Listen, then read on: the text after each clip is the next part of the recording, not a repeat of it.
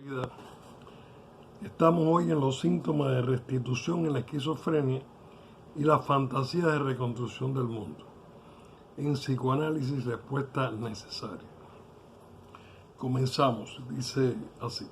Así como las fantasías de destrucción del mundo son características de las primeras etapas de la esquizofrenia, en las etapas posteriores se presentan a menudo diversas fantasías de reconstrucción. O bien se trata de delirios acerca de que es el paciente mismo quien tiene ante sí la tarea de salvar al mundo y que tal vez haya sido elegido por Dios para imponer nuevamente el orden en el mundo. O bien se trata simplemente del sentimiento de que se debe esperar alguna especie de salvación o renacimiento. El mundo ha dejado de parecer vacío y falta de sentido, para presentarse ahora especialmente rico y lleno de significaciones nuevas e indescriptiblemente grandiosas.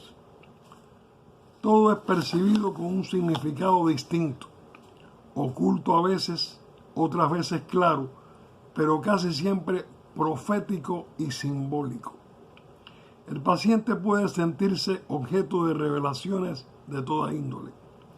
Para algunos pacientes estas experiencias tienen carácter de éxtasis, para otros son sumamente atemorizantes.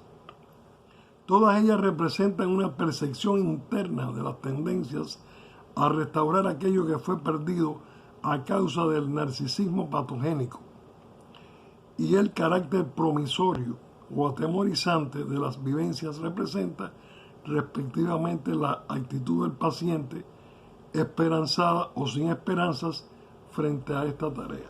Sin embargo, estos intentos de recuperación no siempre revelan forzosamente un gran amor al progreso.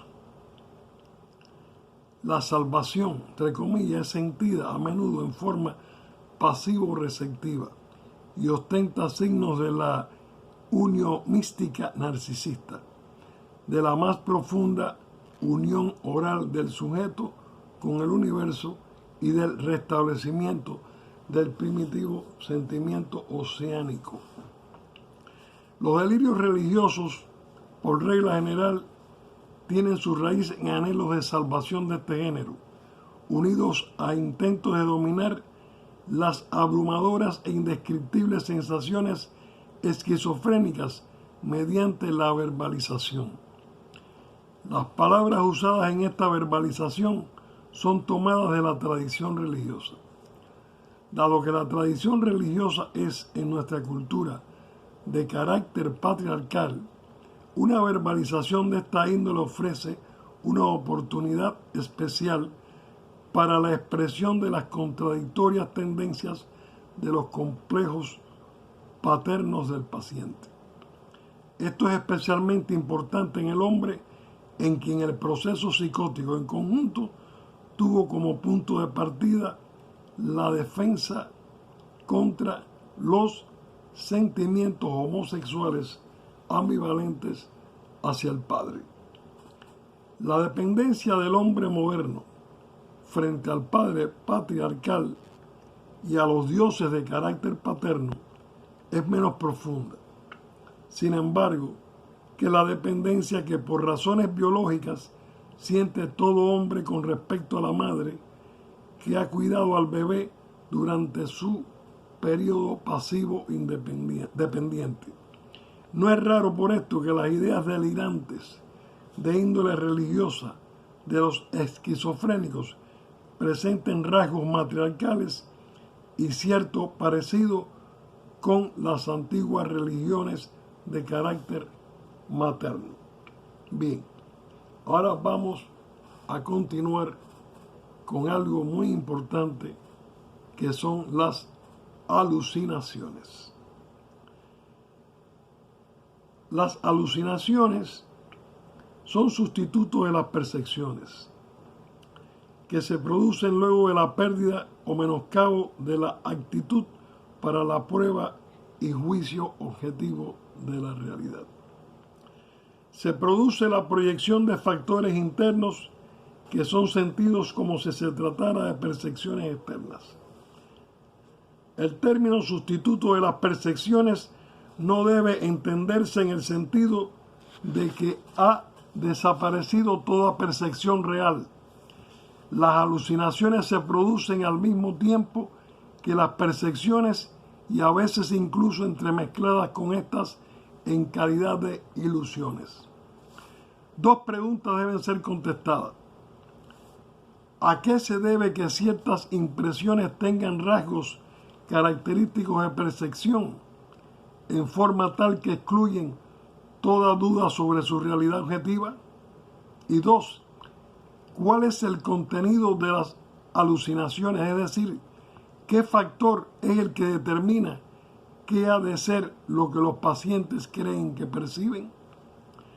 La primera cuestión, es decir, ¿a qué se debe el fenómeno mismo de la alucinación?, no ha sido resuelta todavía aún. En la contestación a esta pregunta tendría que participar también la fisiología. Antes de desarrollarse la capacidad de juicio de realidad, existe un estado alucinatorio primario de cumplimiento de deseos. Las circunstancias características de esta etapa y de su recurrencia en la psicosis y en los sueños fueron estudiadas por Freud. Es probable que las partes del aparato mental cuya estimulación produce las percepciones se hagan sensibles a los estímulos internos cada vez que queda bloqueada la aceptación de nuevos estímulos externos. Un bloqueo de esta índole puede producirse de diversos modos. En el estado de sueño, las compuertas que comunican con el mundo externo se hallan cerradas por razones biológicas y a causa de ello los pensamientos se transforman en alucinaciones. En la esquizofrenia tiene este mismo efecto la retracción patógena de la catexis de objeto. La segunda cuestión, la que atañe al contenido de las alucinaciones, puede ser contestada inmediatamente en lo que se refiere a cierto tipo de alucinosis aguda que habitualmente no es incluida en el grupo de la esquizofrenia. Los estados alucinatorios agudos que frecuentemente se desarrollan a continuación de traumas definidos, tales como las operaciones o un parto, son factibles de individualizar, a menudo como cumplimiento de deseos. Un hombre a quien han amputado una pierna puede hacer una psicosis aguda, en la que niega la amputación e imagina que posee aún su pierna sana. El paciente, si no es enteramente capaz de librarse de percepciones o sensaciones displacientes, puede proyectarlas y alucinar sus propios defectos en las personas que lo rodean. Una psicosis de este tipo es una realización de deseos por el abandono del juicio de realidad. Se rechaza una realidad displaciente y en su lugar se crea otra más placentera, del mismo modo como sucede en el sueño de las personas normales. Un psicótico de este tipo evita un conflicto con la realidad mediante la negación de esta. Lo que reprime no es el impulso instintivo que lo condujo al conflicto, sino las percepciones que se oponen a sus deseos.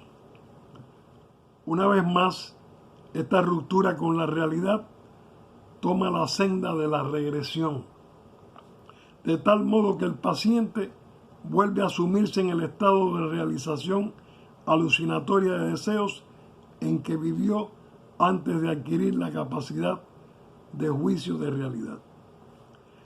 Si bien las alucinaciones de la esquizofrenia difieren de las de la psicosis alucinatoria aguda, tienen con esta algunos rasgos en común. El yo, luego de su apartamiento de la realidad, se esfuerza por crear una realidad nueva que le resulte más apropiada. En las relaciones normales con la realidad nunca son suficientes las imágenes némicas. Hace falta el suministro de nuevas percepciones. Las alucinaciones son para el esquizofrénico un sustituto de dichas percepciones. Y esto ocurre cuando ha quedado bloqueada la aceptación de nuevas percepciones reales. De esta manera se hacen posibles las relaciones con una realidad sustitutiva recientemente creada. La mayor parte de las alucinaciones esquizofrénicas, sin embargo, no son placenteras y no parecen representar una simple realización de deseos. Son a menudo sumamente penosas o atemorizantes. Freud hizo la sugestión de que la angustia que frecuentemente acompaña a las alucinaciones se debe a la reaparición de una parte de la realidad que ha sido repudiada, de una manera análoga a lo que sucede en las neurosis, donde la angustia se debía a la reaparición de partes repudiadas del ello. Pero no es solo una realidad repudiada lo que vuelve en forma de alucinaciones. Es también un ello o un superyo que han sido repudiados. Las alucinaciones no son solamente la expresión de la fuga del yo, sino también del fracaso de esta fuga, un retorno deformado bajo la forma de proyecciones. ¿Recuerdan el mecanismo de proyección que es tan importante, interesante en la psicología y en el psicoanálisis? Bien, volvemos. Las alucinaciones no son solamente la expresión de la fuga del yo, sino también del fracaso de esta fuga, un retorno deformado bajo la forma de proyecciones de impulsos que habían sido rechazados. Esto resulta especialmente claro en un tipo de alucinación esquizofrénica que representa las amenazas de castigo del superyo que el yo ha tratado de vencer. Concorde con el origen auditivo del superyo, la mayor parte de las voces que los pacientes oyen son de esta naturaleza. Las alucinaciones, como se ve, son fenómenos complicados que comprenden elementos de percepciones, de pensamientos traducidos a sensaciones y de recuerdos plásticos. El núcleo histórico de las alucinaciones. Los pensamientos y recuerdos son alusiones a deseos instintivos, rechazados y a amenazas del superyo. Las alucinaciones son pasibles de una interpretación igual a lo de los sueños.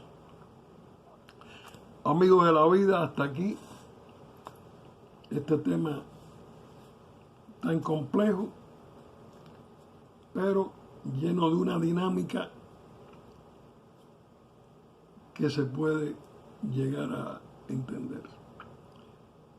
Vamos a comenzar próximamente con este mismo ciclo de la esquizofrenia, delirios, y empezaremos delirio 1, 2, 3, 4, 5, porque los delirios tienen una estructura similar a la de las alucinaciones, pero son juicios equivocados de la realidad que se basan en la proyección. Va a ser interesante, va a ser más largo, pero como siempre digo, aquí en Psicoanálisis Respuesta Necesaria estamos dispuestos a continuar en esta, pudiéramos decir, etapa educativa, de análisis, de lecturas, en fin, de todo lo que haga posible un acercamiento tan interesante e importante entre nuestra realidad y nuestros misterios internos que tantas enfermedades mentales producen, y tenemos que conocerlos para tener cada día más herramientas para la salud mental. Hasta la próxima, amigos de la vida.